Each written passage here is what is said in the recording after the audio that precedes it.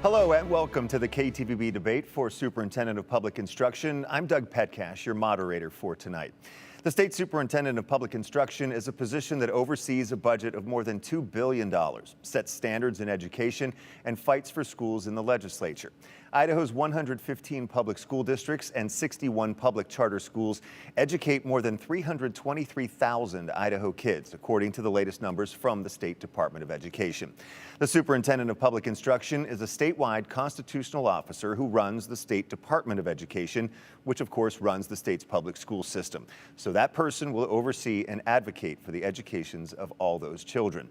The superintendent also has a seat as a voting member on the State Board of Education and the State Land Board. They serve four-year terms. Participating tonight are Debbie Critchfield and Terry Gilbert. Debbie Critchfield was appointed to the State Board of Education in 2014. She spent 7 years on the board, serving as president for the last two. She has also served on the Cassia County School Board. Terry Gilbert served as one term as president of the State Teachers Union, the Idaho Education Association. He was also the former leader of the Nampa Education Association and spent 14 years as a classroom teacher. In a year when a few debates have been canceled because candidates turned down invitations to face their opponents, we want to take a moment to thank you both for agreeing to participate in this important opportunity for Idaho voters to learn more about you so that they can make an informed decision about who to support. Our panelists tonight are my colleagues at KTVB, anchor and investigative reporter Morgan Romero, chief political reporter Joe Paris, as well as Logan Finney, producer and host for Idaho Public Television. This debate will run about 60 minutes and there will be no commercial breaks during this event. We begin with a quick review of the rules. The candidates will each give a 1-minute opening statement. They will then field questions from our panelists. Each candidate will have 1 minute to answer. 30 seconds of rebuttal time may also be granted to the candidates, and our panelists and I may also ask follow-up questions when warranted. KTVB producer Danny Alsop is here to help the candidates keep track of their time. And we'll start with opening statements. The order was predetermined by a random draw, and Mr. Gilbert will go first with his opening statement. Mr. Gilbert? Thank you. I am not a bureaucrat. I'm not a politician. I am an educator. And I am a leader. For over 40 years, my career has been dedicated to public education in Idaho, to making Idaho schools better for students. I was the first in my family to go to college. While attending Northwest Nazarene College in Nampa, I worked full-time as a hospital orderly for developmentally delayed youth. I had no money, but I did have a passion for education. I earned a BA and an MA in curriculum development from NNC, and I began my career teaching in rural Marsing, Idaho. My opponent has a BA in political science, and she has worked as a substitute teacher. I have spent my career in public schools. My opponent is an administrator who has spent her career in boardrooms and as the PR director. I am qualified to be your superintendent. My opponent is not. Idaho's Republican leadership has always neglected education, and depending on your vote, it will neglect education now. Thank you, Mr. Gilbert. Ms. Critchfield, your turn with opening statement. Thank you. Thank you so much, and good evening, everyone. My name is Debbie Critchfield, and I am the Republican candidate for state superintendent. My husband, Dave, and I raised our 4 children in Oakley, where they attended rural public schools, and I was a local school board member. In 2014, I was appointed to Idaho State Board of Education, serving as a 7-year board member and 2 years as president. It is from that experience and sitting on the front row of education that I learned how important and critical it is to have strong leadership in K-12 education. I'm running for this position because great schools matter to Idaho. I'm running because our teachers want more, our parents expect more, and our students deserve more. My vision puts skills and work readiness at the core of an Idaho education, and that begins with a strong foundation of students who can read and continues throughout as we prepare our students for their careers and their lives. And I am ready to lead on day one. Thank you, Ms. Critchfield. And again, candidates will have 60 seconds to answer questions. And we begin with this. For you, Mr. Gilbert, first, what do you think is the biggest challenge facing Idaho's public schools, and how would you attack it? We have citizens who want to destroy our public education. It is the cornerstone of our democracy. It empowers our communities to be successful and to be, what do I want to say, not only successful, but to provide for the families. They're called vouchers. They want to create a voucher system for public education. I am deeply opposed to doing away with public education in favor of deep-pocketed corporate voucher schools. Thank you, sir. And for you, Ms. Critchfield, what do you think is the biggest challenge facing Idaho public schools, and how would you attack it? I think it's providing a relevant and meaningful experience for our students and making sure that our earliest learners are able to read, and that by the time they work their way into high school, we're providing something of value, that our students see themselves in the hallways of our schools. For adults, the hallways are a very different place than they were when many of us attended school. And I believe that the COVID experience really accelerated and intensified the feelings that we have about education, how it meets our needs, how we're targeting and prioritizing the budget, and how we go about preparing our students. Thank you very much. We now turn to our panelists, and first up is Logan Finney from Idaho Public Television with this question for Ms. Critchfield. Hello, Ms. Critchfield. Yesterday on the Idaho Public Television debate, you did say that you were against specifically a voucher system, but expressed support for school choice measures more broadly. We have a lot of new faces coming into the legislature come January, and one of you will be a new superintendent come January. Are there any specific school choice policies or programs that would come into the new legislative session with your support if elected superintendent? I think there are a number of ways that we address this issue, and for me, it starts with the fact that one parent's choice should not come at the expense of another parent's choice, that we have a very balanced approach. I look at the programs that currently exist where parents are able to make decisions for their children using public monies. Empowering Parent Grant, Advanced Opportunities are two of the ways. And so when we look at existing programs, and again, balance all of the interests here with the priority for public education, I believe that we can have the type of conversation and discussion we need to have to address this. All right, Mr. Gilbert, a similar but slightly different question for you. Last night on our airwaves, as well as here tonight, you've expressed disapproval of a voucher system, but would you be supportive of other school choice measures, such as was mentioned, the Empowering Parents Grant, which was not a system where dollars went to private institutions, but went to parents to spend on things like school supplies? Would you be supportive of measures such as that one? First of all, I want to ask my opponent a question. You are in favor of vouchers. You have gone on record as being in favor of vouchers. How are you going to pay for that? You say you do not want to siphon money away from public schools, but you are in favor of vouchers. How are you going to pay for it? I'm Please, not Debbie. sure. Okay, so address the question or have him answer his question first. How would you like to do this? Well, he made the direct question to you, so let's handle it that way right now. I have not gone on record saying that I support vouchers. I have consistently gone on record saying that I support school choice, and I do. And I think one of the biggest efforts that we can have in Idaho is to recognize that Idaho is a school choice state already. That's not something that the superintendent, a new elected superintendent, is going to bring to the state.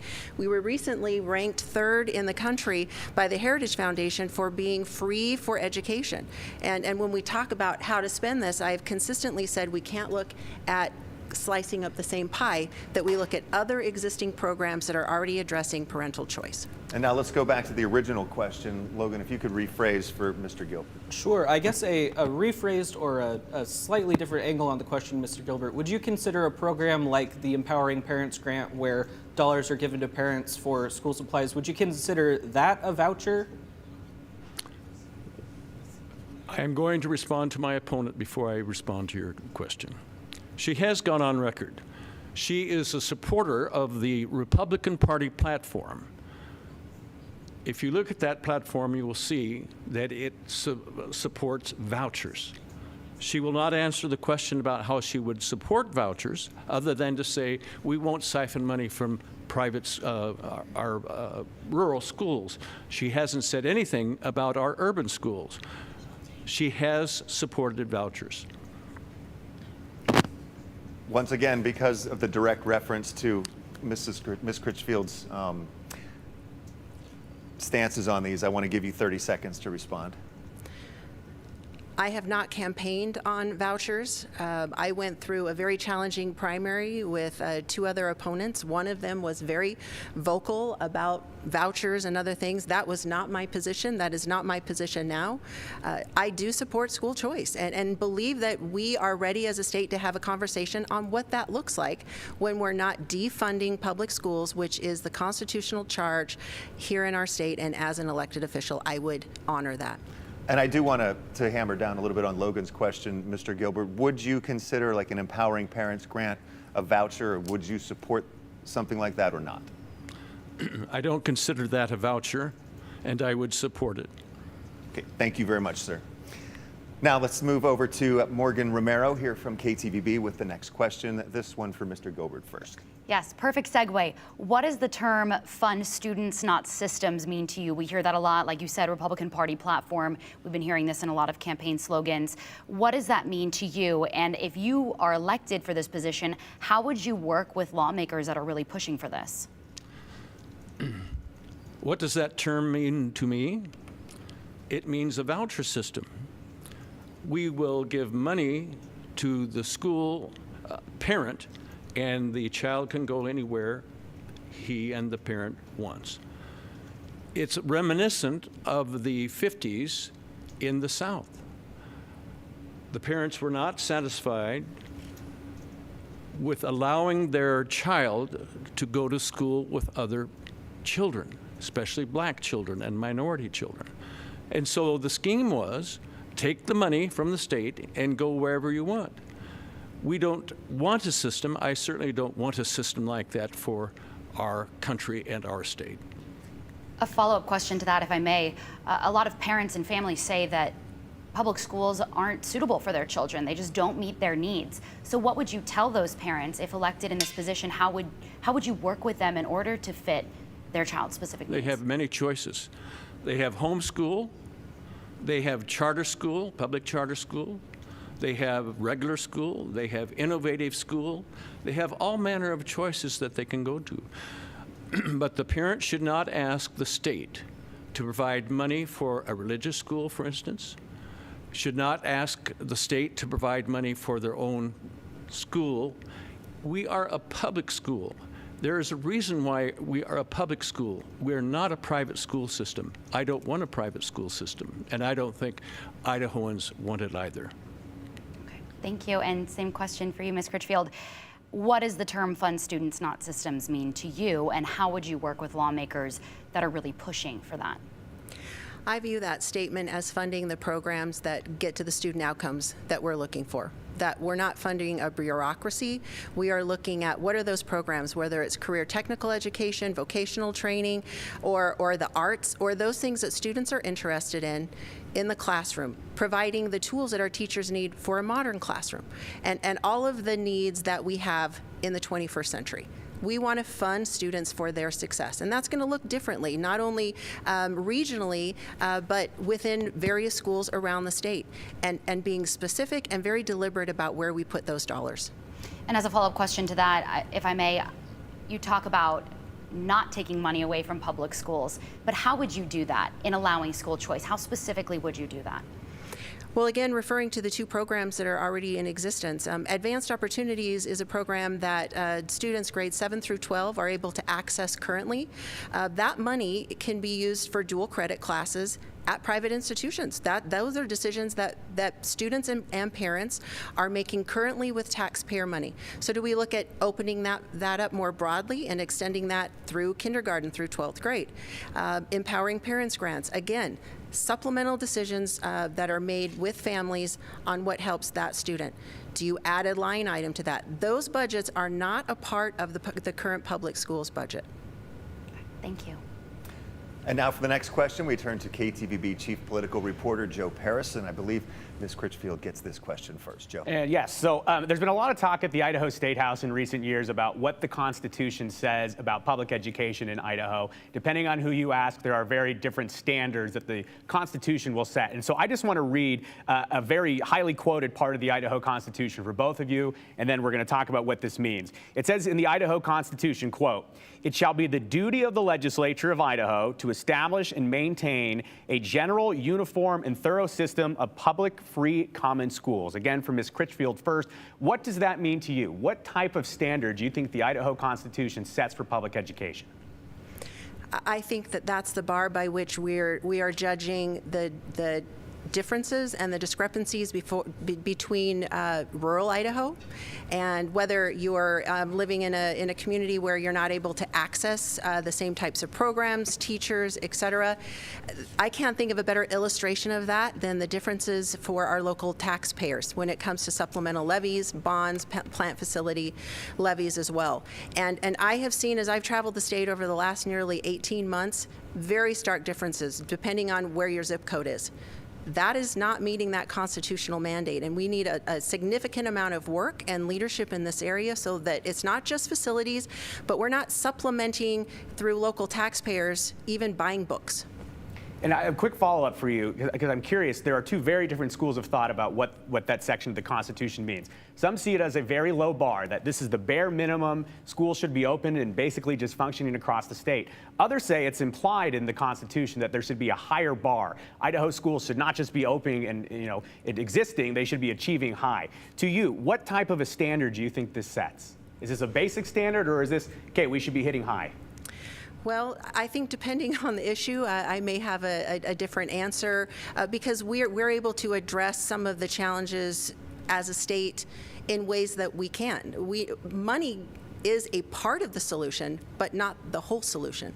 And so when we look across the state, yes, I believe that there should be bare minimums, but we should also be achieving. And what about the state, either what they do or they don't do, allows a local district with locally elected board members to achieve the goals that they have for their students? These are questions that I think the Constitution drives us towards. All right, let's move over to Mr. Gilbert. And again, just to refresh, I'll read this section of the Constitution. It shall be the duty of the legislature of Idaho to establish and maintain a general, uniform, and thorough system of public, free, common schools. When you hear that, what does that mean to you? What do those words mean? I think there are common definitions of those words, and I adhere to those definitions. By the way, Debbie said, with some study, if it were not, I would support vouchers if it were not defunding public schools. Remember when the Democrats adopted defund the police? I thought it was a silly, stupid defunding program. That is what's happening here. We will defund schools. It may take us time, and that is what I want to alert the audience to. We saw that same thing happen in constitutional cases. It took the legislature time to achieve their goals, but over time, that's exactly what they did. And I believe that's what is being proposed here. I'll give Ms. Critchfield an opportunity to respond to your comments here in a second, but like I asked her a moment ago, do you see that portion of the Constitution as a low bar, as these are the basic necessities Idaho schools should be hitting, or do you see it as more of as a message that we should be high achieving? We should be high achieving. And how specifically do you think the Constitution means that? You say that there are common definitions. What to you does a thorough system of public and free common schools look like? We created a public education system in this country in the 1850s. In 1890, we created the public system in Idaho. There is no reason to turn our back on that public education system. And you can tell that I'm a staunch defender of public education. It is the driving force of our state, and I do not want to turn my back on it. Ms. Critchfield, did you want to respond to anything Mr. Gilbert said about defunding public education? Sure. I guess his consistent use of that statement provides me an opportunity to also repeat that I am a champion, advocate, proponent of public schools. I am not looking to defund public schools. I was on a local school board as a volunteer for 10 years. I served on the state's Board of Education, which is over public schools, for 7 years. I have served and worked in my school district. I am also the only endorsed candidate of the Idaho Charter Network. Education comes in a lot of forms. I am a proponent of public schools, and that's a priority, but we can think more broadly about how we support parents. Is this the time, sir, that I could pose a question to my opponent? Not right now, sir, but we can get into that in a little. You know what? Let's take a step back. Why not? Let's see where this goes. All right. The question is, are you a Republican? Do you support the Republican platform? Yes, I am a Republican, and I signed on to the Republican platform. And there were pieces of that platform, and you could go find any rank and file Republican that wholesale, they may not agree with 100% of that. Do you agree with 100% of your Democrat platform? Do you agree with 100% of your Republican platform? No, I just said that there were aspects of it that I didn't. What part do you disagree with? Well, we're talking about vouchers, and I have clearly stated that I'm not looking to voucherize our system. Do you disagree with the platform? The entire education platform? The entire platform? No, I don't. Well, it's not based on one thing. And I wish and I hope, and that's why we're here tonight, is to discuss a variety of issues. There are a lot of things that are very important to parents that are watching, teachers that are watching. I don't know how many times I need to say that I support public education, and I've got evidence of my adult life to show that. I'm going to stop it right there. I think we've had the discussion about vouchers Thank you. enough tonight, and I do want to move on to other issues. But you're talking about defunding. That question comes up. Well, in the special legislative session, the legislature allotted $410 million extra on top of the more than $2 billion that the Department of Education budget is right now. But in that $410 million, the legislature did not specifically designate where that money would go, leaving that up to the legislature that will convene in January. Mr. Gilbert, for you, how would you push legislators to spend that money? Where would you want them to direct it if you were elected as Superintendent of Public Instruction? I would want them to direct it in curing our problem with literacy on the third grade and lower levels. It's a big issue for me. I was an English teacher, not on the elementary level, but on the junior high and senior high level. And I want our youngsters to be well educated and literate. They're good. I want them to be good readers, good writers, and good thinkers. And that starts with the first, second, and third grade, and then the very key fourth grade, to help our students be literate adults. And would you put the whole chunk towards that? I think it'd actually be like $330 million for public education. In my preliminary work, I would put about $100 million to make sure that we turn that situation around. And not just money, but asking our citizens to help with our literacy issue, to go back into the classroom if they are retired teachers, or if they are compassionate adults, ask them to go into the classroom to read to our children to help with literacy. Thank you, sir. Ms. Critchfield, same question to you. The $410 million undedicated at this point, where would you push lawmakers to spend that money when the legislature reconvenes? Well, understanding that the governor would like to have a say on $80 million of that would go towards in-demand jobs on the higher ed side, I would start there by saying that I would like to see bridges built between K-12 and that higher ed, so we continue to feed that pipeline. Career technical education is hugely important to me, and I think a portion of that could go towards developing more programs and having facilities, et cetera. I also think we need to address our classified teacher issue. We've got other pay issues along with some unfinished business with insurance. My biggest hope is that we're very strategic about how we do this and that we don't look back in a year or two and say, what do we do with that money? How about teacher pay then? That's $400 million. Do you believe a big chunk should go towards continuing to increase the pay for teachers? We're still in a teacher shortage. Sure. We still have teachers leaving the state to go for jobs in better paying nearby states. I think that we need to look at what we're currently investing. There is a statutory requirement that continues on with the career ladder and see where we are with that. would the new money help supplement and add to that? Pay is not a long-term motivator. I think when we look at the teacher shortage, we've got to consider the overall value and respect of the profession, how we're providing teachers with the tools that they need for the classroom.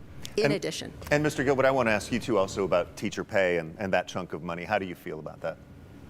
I'm very aware that our educational support professionals are very underpaid, last in the nation.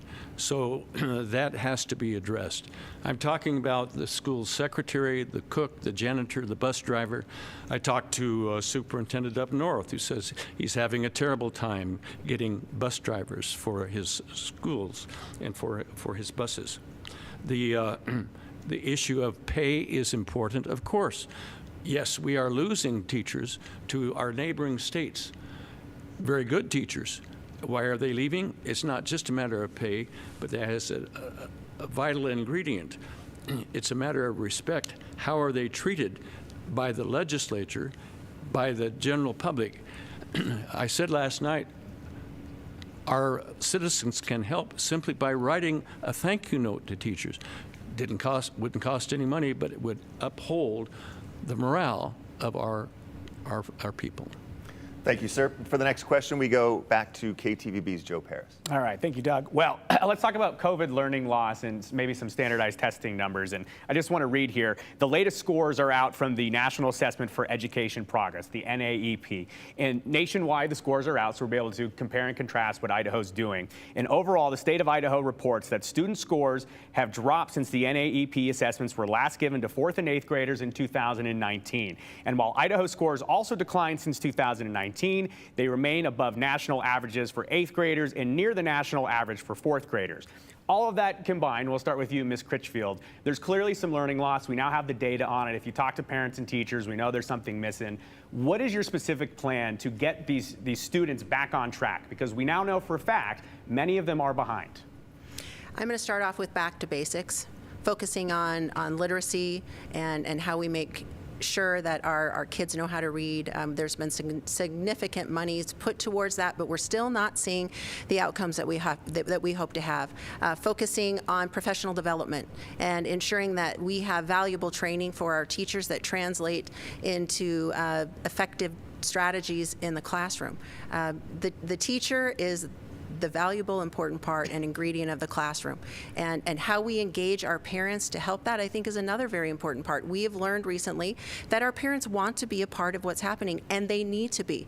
And then the third ingredient to me is that we establish standards for our students, that they need to be engaged in their own learning as well. Mr. Gilbert, the same question for you. Again, we have some data here, and we talked to parents and students across Idaho. COVID was very difficult, especially remote learning for some students. They frankly didn't get the educational experience they needed for maybe 2 years. What specific plan do you have for Idaho public school students who they're just not where they need to be? Well, I just mentioned one aspect of that plan, and that is that we can call upon our retired teachers to come back into the schools, work with our students, and we can ask compassionate adults in the community also to come into the schools to work. I don't think the burden should fall only on our teachers. They're overburdened now. They are overworked now. So that is my plan, to bring other people into the school setting. I think those compassionate adults to whom I am referring will be happy to help with this very serious issue. And a tough question, and this will be a follow-up for both of you. We'll start with Mr. Gilbert. And a tough question right now is, how do you track and how do you evaluate COVID learning loss and progress? For you, would there be a metric or a group of metrics that you would track as superintendent of public instruction to say, okay, I can show as the top official in education, we are making progress? What to you do those metrics look like? Well, I would ask the teachers, the elementary teachers in the classrooms, what metric would be satisfactory to them. I'm not in great favor with more and more testing of students on any level. We over-test in our country and in our state. So my first option would be, let's talk to the teachers, see what is important to them, and have them report back to us. Ms. Critchfield, the same question for you. I know it can be hard sometimes to collect the data and clearly show trends, but as the top official of the state of Idaho's public school system, what metrics would you put down in terms of transparency that say, okay, here's what we're watching, here's what success looks like? I think that this is one of the most critical points or parts of this conversation about student achievement. Frankly, we haven't done a good job tracking anything other than tests. And I don't know that a statewide test on one day demonstrates, first of all, the work that's happened in the classroom, the growth that a student has had, and then honors what's going on. How we think and talk about accountability and how we measure is something that I believe has been lacking in Idaho for a great deal of time. And I look forward to leading the discussion on how we get those valuable indicators. Before you lead the discussion, do you have an idea here tonight?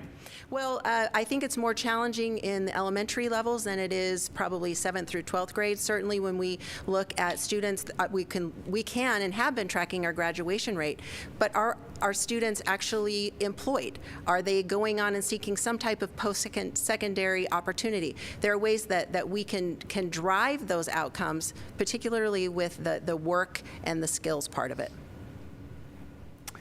Thank you both for answering those questions. Now we move on to Morgan Romero once again, and this first question would be for Mr. Gilbert. We touched on it already, but I would like for you guys to elaborate further on your specific plan amid this teacher, paraprofessional, staffing shortage in our public schools. What is your specific plan to recruit and retain teachers so they're not going across the border to Oregon and Washington and Wyoming, so that they're staying right here in Idaho? Important question. I was talking to a teacher who was also a mother, whose daughter followed her into teaching. She said, Terry, my daughter is going to Utah. She's going to earn $27,000 more a year. That's just one story among many. If we're really serious about retaining these good people, it's going to cost us money. And I think we should be prepared. But there's another thing about this whole issue. When I was in the classroom, it was an issue of respect. Does the school board respect me? Does the school board respect my fellow teachers? And so even though that's not a money issue, it is an attitude issue. So that's something that each citizen must look at and say, am I upholding my teaching community? What about certifications? Idaho has tried to make it easier for individuals with, say, a math degree to then get into a classroom and teach math, even if they don't have experience with student teaching and actually physically being in a classroom. Do you support making it easier for people that are interested in education to become educators in a classroom, or does that sacrifice the quality of the education? Is it a tough line, do you think? It sacrifices the quality. The teachers in my era and beyond had to achieve in their college courses. They had to prove that they were teacher material. So I am opposed to lowering the standards to get a warm body into the classroom. That's not the way we should go. That's not the way other nations go that have high standards and are achieving well even in the pandemic era. So I am not in favor of lowering standards. Ms. Critchfield, I'll ask you that same question. Given your experience as a substitute teacher in a classroom, you don't have your education degree per se, but you have experience in a classroom. Would you like to continue to make it easier for people who are interested in education to be in a classroom, or do you think that sacrifices the quality? I absolutely would love to continue and have done or contributed to programs that make it easier for those that are interested in being teachers to get into the classroom. And I don't think you have to sacrifice standards or quality to do that. I believe that all roads need to lead to a certification. And I would propose and suggest that local boards are able to authorize or do a temporary authorization. It didn't make sense to me while I was on the State Board of Education, and it wouldn't now, that the state of Idaho is certifying some of these temporary teachers when a local board is responsive to their community for some of those things. I think that we look at people who would want to enter education as a second profession that already have a degree. I helped create a program, Content Mastery, where you know the subject, now let's help you be a great teacher. There are a number of ways to do this. We don't want to limit people. We want to bring everyone in who wants to be a teacher. We want to prepare them, mentor them, and help them be successful. So what is your specific plan to recruit and retain those teachers that are currently teaching, that do have education experience and are saying they're graduating from Boise State, for example, and they're going, I'm going to make $27,000 more in Utah? Well, I think there are a number of things that we can do that contribute to teachers coming in and staying in the profession that are not financial. I see this as two sides of the same coin. One on the pre-service end. How we talk about and attract teachers into the colleges of education is very important. I believe that student teaching should take place earlier than the last year. I don't think it should be the culmination of what you do. We should start earlier with teachers in the classroom. There are other states that are paying teachers while they're student teachers. That helps attract them. And then once they are in the classroom, we need to continue to mentor and give them the skills that they need in a modern classroom, which includes policies and protocols for severe behaviors. Does any of that have to do, I mean, paying teachers while they're student teaching obviously would come out of a budget, perhaps an increased budget. How else would you allot money, or would you not allot more money to recruit and retain teachers? Well, looking at the career ladder, continuing to invest in that. Right now, you top out as a teacher at 8 years. I don't know of many professions that by the time you're at 8 years, they say, okay, we think you're done now. And so we go and have conversations. I would go and have conversations with the legislature. What does that look like? How do we want to honor that, and how do we want to maintain the profession in Idaho? Thank you. The next question is going to go to Logan Finney with Idaho Public Television, and in our best efforts to keep this as equal time as possible, we'll direct this question first to Mr. Gilbert. The last few years have been very unusual ones given the pandemic for parents and teachers, for administrators, for students themselves. What silver linings have you seen in the pandemic, be it changes in the funding formula from the state, flexible schedules, hybrid learning from home, or flexible days in and out of the classroom? Have there been any lessons from the COVID pandemic that you think should be carried forward in Idaho education? You know, one thing that's happened is that the public appreciates teachers more than ever. When the mother or father or both have to teach at home, it finally shows them the rigors of teaching. So, as I have said in the previous answers, the respect that we can afford teachers will help keep teachers in our state. I think that's a very important ingredient. All right, same question to you, Ms. Critchfield. Have there been any lessons or silver linings in the pandemic that we should keep moving forward in Idaho education? Absolutely, and I will highlight one. I want to say that this was one of the biggest pieces of what got me into running for this office.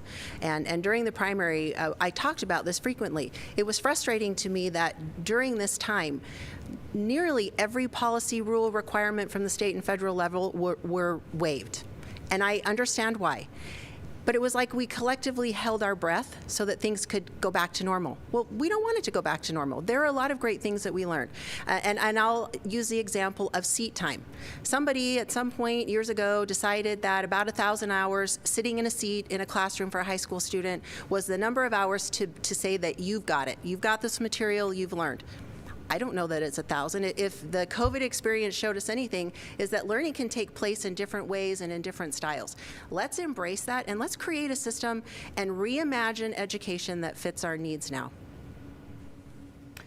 Thank you very much, Logan. All right, we're going to go back to Morgan Romero from KTVB with the next question as we change topics. Well, similar line, we talked about the silver linings of the pandemic, but now obviously some downsides of the pandemic really exacerbated some of the mental health issues that kids were dealing with prior to the pandemic, really exacerbated behavioral problems. Teachers are so much more than just subject matter teachers at this point. I don't know if it's changed from the time that you were in a classroom, I assume so, but what would you say to those folks that are dealing with the pandemic generation and how you would support them and the idea that they are more than teachers at this point? And we'll start with Mr. Gilbert. Yes, thank you. The question I would ask rhetorically to you, what is an educated person? How do we know that person is educated? Are there attitudes the person displays? For instance, I was an English teacher. Do my students read? Do they contemplate? Or are they just workers? I want them to be beyond just being workers. I want them to be literate, contemplative, thoughtful people. Very important to me. So how would you support teachers, if elected in this position, that are doing so much more than just teaching in a classroom now, coming out of the pandemic with these mental health issues and behavioral health problems we're seeing? Yes, we have a serious issue with mental health, not just in Idaho, but everywhere. We have a serious issue with suicide, for instance. I've been touched by suicide in my own life. It's not a fun thing to say something banal. So how would I deal with this? Again, I'm going to go back to the basics for me. The classroom teacher is key. Have you, as a parent, written a note to the classroom teacher saying thank you? Have you visited the classroom teacher? Are you upholding the teaching community? These very important people. That would be my answer. As a follow-up to that, if elected to this position, would you, maybe it's about finances, maybe spending more money to support the paraprofessionals that are going to be in these schools and helping these kids with these mental health issues? What would you tangibly do to support these students and then these teachers as they're dealing with these issues? Are you asking me what I would do with the paraprofessionals? Perhaps increasing funding for paraprofessionals that would be in schools, or school counselors, psychologists, social workers that are in schools. What would your plan be to address these growing problems? Well, we need one psychologist to every 500 students. We're far below that. We need one counselor for every 250 students. We are far below that. We need to remedy that, and it's going to take some money. To overcome these issues, it's going to take some money. We should not be afraid of that. We should embrace that. 13% of our students have attempted suicide. About that same number, Hispanic students have attempted suicide. It's an ugly thing to think about, but we must think about it. Thank you. And Ms. Critchfield, as we call them, the pandemic generation, on growing mental health issues, behavioral health problems that were existent prior to the pandemic and then exacerbated by it, how would you support teachers and schools as they try to support their students that are dealing with those issues? We need to take the pressure off of teachers in this role and not expect them to also be therapists, but provide them with the information that a community can support. When a parent has an issue or a crisis with their child, most of the time they will go to a school counselor, a principal, a teacher to say, you know, we don't know what to do. Let's make sure that our teachers know where to send them. I say refer out and refer up. Refer to those places where parents can get help. Parents are in charge of those decisions and are in the position to make those decisions for their child. So as teachers have training and help to identify the issues, they can direct parents where they need to go. This issue is a priority for me. It plays into school safety. It touches on a number of areas. And to this area of mental health and developing more grit with our students and their self-confidence, I fundamentally believe that when kids know that they're good at something, when we can work to develop their skills and things that they're naturally talented at and interested in the school system, they begin to feel better about themselves, and that is a factor in diminishing some of these things. Thank you. Next question to Joe Paris, and first up is Ms. Critchfield. All right, let's talk about the intersection between the Idaho legislature and Idaho public education. And a major topic that we've seen in recent years is critical race theory. And this actually brings us to a question from one of our viewers. Sherry Miller writes into us for the superintendent candidates, again, Ms. Critchfield first. Does either candidate support teaching students about critical race theory in Idaho schools? It's a simple question that is a little bit loaded, but we'll start again with Ms. Critchfield. What do you think about teaching CRT? I oppose the teaching of CRT as I define it. I think that is, as you say, one of those nuanced topics that it's defined in a bunch of ways. I support local decisions on curriculum, and how I would summarize CRT and some of the other issues that have come into the classroom. Let's make sure that we know what we're talking about in Idaho, and it's not something that's happening nationally. I encourage parents to call up their teacher, call up their principal, and understand what's happening. And I think it's really best described when we think about fact and truth. There's a fact that there's a lot of things that are available for our students to access, but the truth is I have not seen it, particularly CRT, in a wholesale consistent way around the state. Mr. Gilbert, same question to you. What do you think about critical race theory being taught in Idaho public schools? I want to comment on what my opponent said. She kind of straddles issues. I'm not in favor of vouchers, but I support the Republican platform. I'm not in favor of CRT, but I'll keep my eye out. I began my career in the 60s. I received my master's degree in the 90s.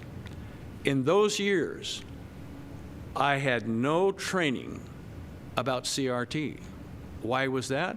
Because it was a college level course, and there was no relevance to my life as a teacher. We are not teaching CRT, and I would like my opponent to state so to the public, not say, and I'll keep my eye out for it. The CRT is a scam.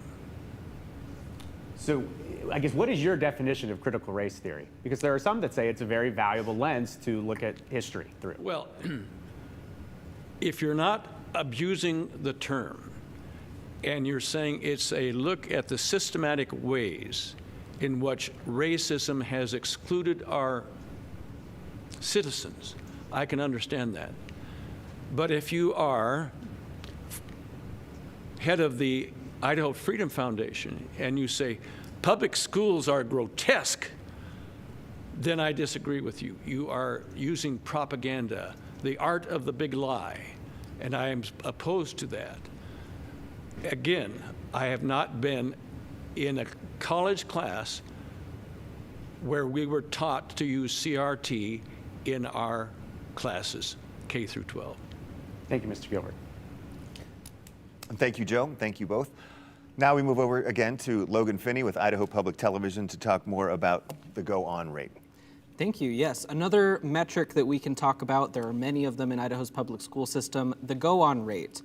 Commonly referred to, it is the rate at which students go on from high school to some sort of post-secondary, whether that be a 2-year school, a 4-year school, some sort of technical training. It's been a goal in Idaho to raise that rate for a long time. We have not seen very much progress on that, even before the pandemic. I'm going to ask you first, Ms. Critchfield, do you think that the go-on rate is still a useful metric for Idaho schools, especially with the push we've seen on career readiness and, you know, with advanced opportunities, people can have an associate's right out of high school. Do you still think that the go-on rate is an important metric for the state board and for the superintendent to work toward?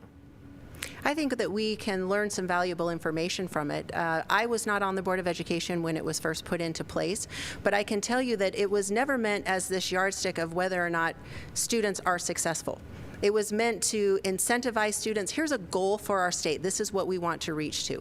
I think one of the limiting factors in really understanding what our students are doing has to do with the fact that we can't measure everything. We don't measure in that number students that go and serve in the military, or students in our state that choose to serve a religious mission right after high school. There's a lot of decisions that are made by our students that may not be able to be quantified. So I think we want to use caution. Now, having said that, I also believe that when we look at that go-on rate, we need to say we have to compare two numbers. We know that we have more than 80% of our graduating seniors are taking some type of advanced dual credit class. They want to jumpstart on their education. They may not be choosing those things that we're measuring. And so let's open the doors to how we educate in high school. Let's get more credit for more things so that we can really demonstrate that we're moving ahead in the ways that we want to in the state. Mr. Gilbert, same question goes to you. Do you think that that go-on rate is still a useful metric for Idaho's school system and something that the superintendent should be striving for, pushing students to go on past high school? Yes, either go on to college or go on to vocation, but go on, keep learning. I say there are 3 F's in our current system. F for the go-on rate, it has fallen. The students have faltering literacy rates, and the teachers are fleeing. Those are important ingredients that we have to address. So with regard to go on, I do believe it is a reasonable metric, and we should continue to monitor that rate. It doesn't mean that they go on to college, but we do need to encourage our young people to keep learning and go on. Thank you, Logan. I want to just ask one more question about higher education. We focus a lot with the Superintendent of Public Instruction on the K through 12 part of this, but in higher education, what do you see, we'll start with you, Ms. Critchfield, as the top priority or possibly the priorities for funding in higher education as we see tuitions continue to rise, although our universities have done freezes recently? While I was a member of the board, in fact, while I was president of the board, we worked with the college presidents to hold tuition flat for 2 years in a row. We know that the financial side for students is a barrier. We've got opportunity scholarships available in Idaho, connecting students with the information and access to resources that are currently here, I think, is important. And then looking at what is it that we want our institutions of higher education to do. There's been a lot of talk over the years on funding them by outcomes, funding them by the numbers of degrees, not just enrolling them, but we want to make sure that our students complete and that they have some type of certificate, degree, badging, something that makes them employable and marketable. And Mr. Gilbert, for you, what would you see as the priorities and perhaps funding or other issues with our institutions of higher learning? I want to introduce a positive note here. I've looked at the statistics for our Hispanic students. They're very good, and I'm joyful that they're so good. Our Hispanic citizens deserve a good life.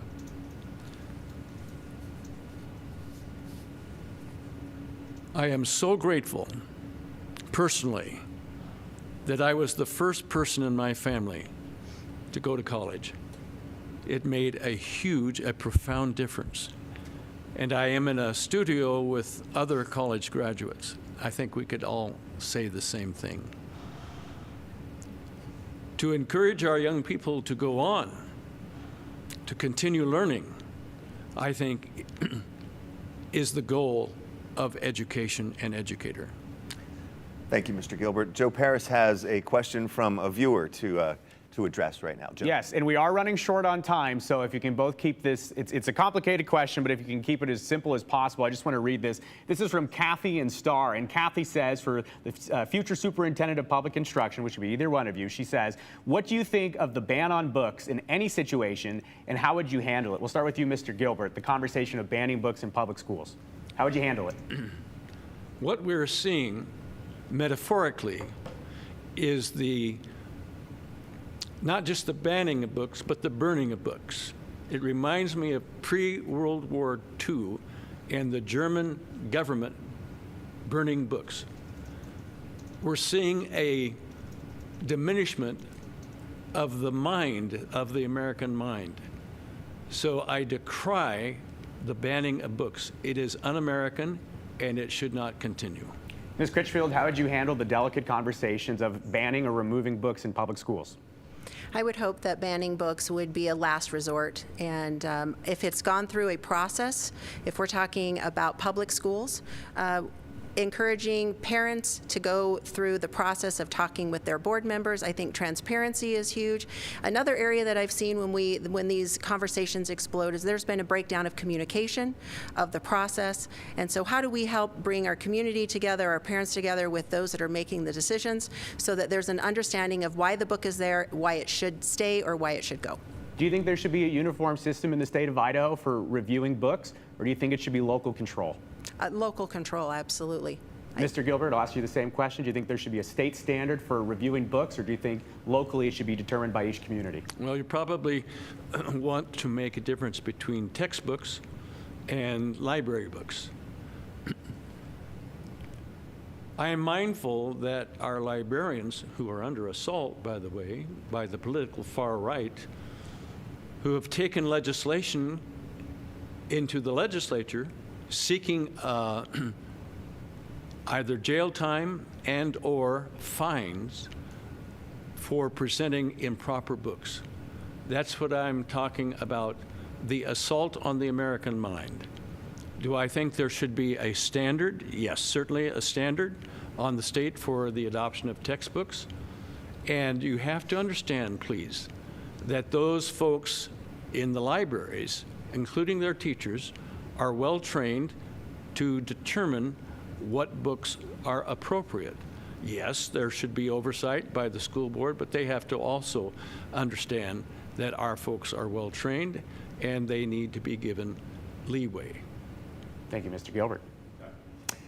Yeah, we're getting into a situation right now where we're almost to closing statements, and so I don't want to push up against the end of the debate here, so I do want to have a little bit of room to breathe. But at this time, we are going to go with opening statements, and you each have a minute, and we're going to go in the same order we did at the beginning of the debate, as was chosen by a random draw, and that was you, Mr. Gilbert, going first now for closing statements. I want to thank KTVB, my family, and the countless supporters in this campaign. And while I want to commend my opponent for running a good race, thank you, Debbie, I'm still not sure what passion drives her to seek this job. She thinks this is an administrative role. It is not. It is a leadership position, and it demands a visionary with the courage to influence and to shape the culture of education in Idaho.